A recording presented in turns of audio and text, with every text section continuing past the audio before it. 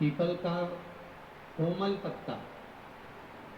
कोमल पत्ता मतलब एकदम, एक तो पीपल का होता है कड़ला पत्ता, एकदम कड़क हो जाता है, और एकदम होता है कोमल पत्ता।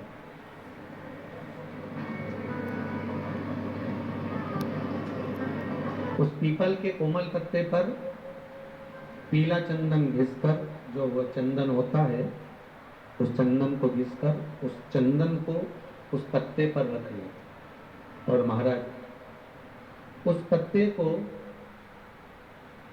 मध्याह्न के समय पर, जैसे जब सुबह के समय पर सारी पूजन हो जाए, अर्चना हो जाए, भगवान शिव के मंदिरों में जल समर्पित हो जाए, उसके बाद में जब बाबा एकदम आनंद में विराजे हों, तब जहाँ शिवलिंग रखा होता,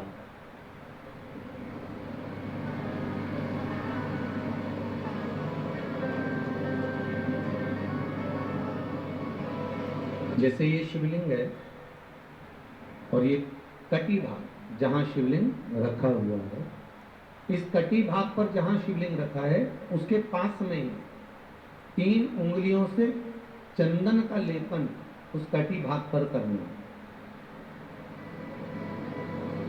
जो उंगलियां लगी रहेगी उसी को अशोक सुंदरी वाली जगह पर स्पर्श करना, और अशोक सुंदरी वाली जगह पर स्पर्श कर कर कुछ देर तक चंदन लगे रहने देना है। उसके बाद में उस चंदन को वापस निकाल कर लेकर आना है।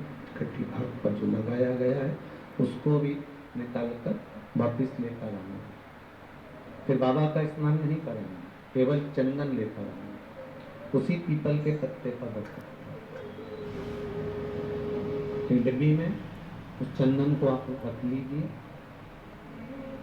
कुछ दिन जिसकी नेत्र ज्योति कमजोर है, चश्मा लग रहा हो, श्रवण शक्ति कमजोर हो, सुनाई कम दे रहा हो, उसके कंठ से इस ठोड़ी तक उस चंदन का तिलक लगाना प्रारंभ कर दीजिए, और नेत्रों के नीचे थोड़ा सा वो चंदन लगाना प्रारंभ कर दीजिए। लगभग 20 से 22 दिन तक आप उसका प्रयोग करिए, और एक रुद्राक्ष का जल शिव को समर्पित कर कर उस जल का आचमन करना प्रारंभ कर लीजिए। लगभग 22 दिन लगेंगे। धीरे धीरे फिर जाकर डॉक्टर को जांच करा लेना, नेत्र की ज्योति बढ़ना प्रारंभ हो जाएगी। हर विश्वास के साथ, भरोसे के साथ, क्योंकि सबसे मूल अगर कुछ है तो विश्वास मूल है। बीमारी नहीं छूट रहा हो तो शिव महापुराण, विष्णु पुराण और स्कंद पुराण में जो पुरुषोत्तम कथाओं का वर्णन किया गया है, एक आटे का दिया, उसमें 4 बत्ती,